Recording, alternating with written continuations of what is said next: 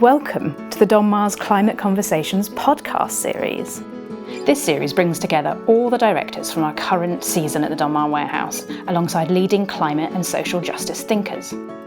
Our hope is that bringing these inspiring people together will help us all reconsider what it means to make theatre in the context of the climate crisis. This little episode now is a short introduction to give you a flavour of the conversations ahead. My name is Clare Slater and I'm the head of new work at the Donmar Warehouse, which means that I am responsible with our artistic director for commissioning all of our new plays and working on all of our scripts into production.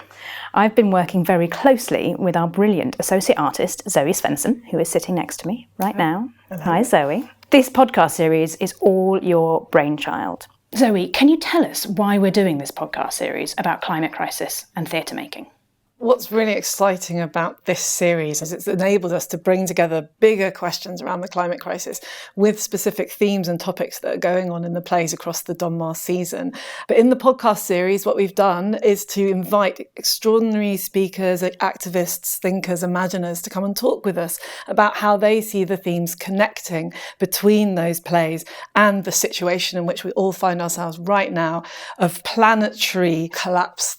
One of the myths that we're excited to sort of dismantle and find a new model to replace is the idea that theatre only has a relationship to the climate crisis when it's the topic of the play that happens to be on. And of course, very brilliantly, The Trials, right at the centre of this season, is doing that.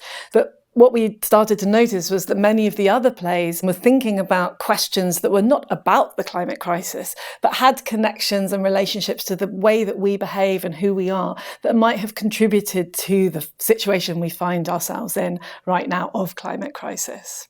So, for example, we've ended up talking about colonialism, past and present, the rise of English nationalism, questions around gender, masculinity, forms of control, practice of care, the relationship with individualism, like big topics that cover a lot of ground, sparked by particular plays and allowing us to relate that more widely to the situation that we find ourselves in right now.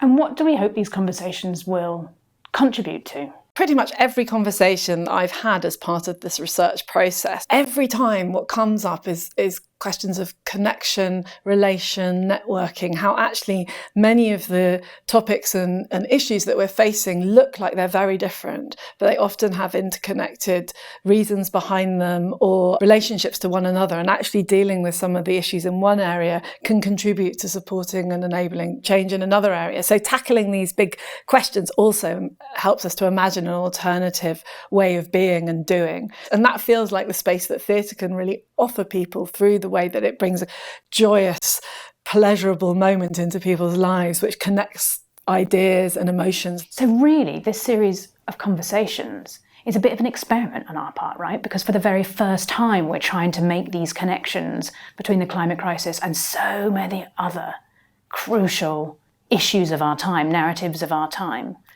And I think now that we've recorded so many of them and you and I can look back on them, I definitely know that I have learned so much from what our experts have come in to share with us and what these directors have generously talked about, how they work their rehearsal rooms, what that might mean to them when they think about the climate crisis. The connections have really surprised me. And I do hope that people who listen to this series of podcasts can have that same experience actually and can realise that every story we tell and every play we put on our stages, because it's on now, because it's on today, it is about the climate crisis in one way or another. It's about who we are, how we live, and who we might be tomorrow. Exactly. I think at the core of theatre is a kind of rehearsal for a way of being, and we go to the theatre to experiment ourselves with who we could be and how we could live, and to notice. I think many of the plays in this season have in beautiful ways opened up a problematic space of behaviour and interrogated it and explored it, that actually when you look at that behaviour in the bigger picture, you can see quite clearly how that's led towards some of the problems that we're facing across the board, ecologically and politically and socially. But what those plays also do is then allow us to think of ways of doing things differently and where we could go next and how things could be transformed. And you alluded to a moment ago, this being part of a wider research project. You've been with us, well, you will have worked with us for over 18 months when it comes to its end as our climate dramaturg. What does that mean you've been doing at the Donmar, alongside curating this podcast series? So already in the theatre sector, there is a lot of extraordinary and brilliant work going on, and some of it's been going on for a very long time, thinking specifically about how to use materials sustainably, how to reuse and recycle. And that is, since the pandemic, is ratcheting up in an extraordinary and brilliant way, partly thanks to the Theatre Green Book, which is an industry bible for how to do these things. What we started to notice was that some of that brilliant work wasn't filtering through to the core questions of why we make theatre, what kinds of stories we're telling, how we tell them, who we're telling them for, what we're doing when we're making theatre in the context of climate crisis.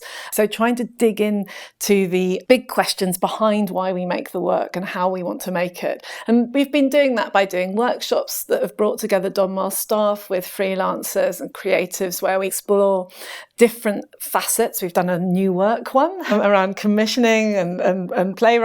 We've done thoughts about production cycles, questions around transparency and messaging and ethics. And the aim out of all of this is to come up with a series of recommendations for the sector so that freelancers coming into buildings can offer ways that they can make their work greener, and that buildings can offer those platforms to freelancers more easily. Because what we've discovered, even already, is that it's a symbiotic process, that it's reciprocal, that it can never be done by one person. It requires leadership, but what it actually requires is networking and constant vigilance around those questions. So what we've been looking at is questions around what we've come to call artistic mindset. What we hope to enable is a recognition that these kinds of questions can enable a kind of artistic rigour and attention to detail, a precision, that we really know why everything that we put on our stages is there. But in our sort of take, make, use, lose culture, the just-in-time culture, sometimes kind of get left by the wayside. This is an opportunity for us as theatre makers to really interrogate our own practices and make the most exciting possible work for today. So how does this podcast series, Climate Conversations, relate back to what you've just said, Zoe? Relate back to how we want to find a way to support and shift the artistic mindset to a more climate careful practice? I suppose what we're hoping is it allows you, the listener, to sort of listen in on those big discussions that go on behind the scenes that otherwise aren't often made public. Well, thank you, Zoe, and thank you so much for all of your amazing work as our climate dramaturg over this whole research project. We really hope that you enjoy listening to our Climate Conversations podcast series. The first couple of episodes are already available.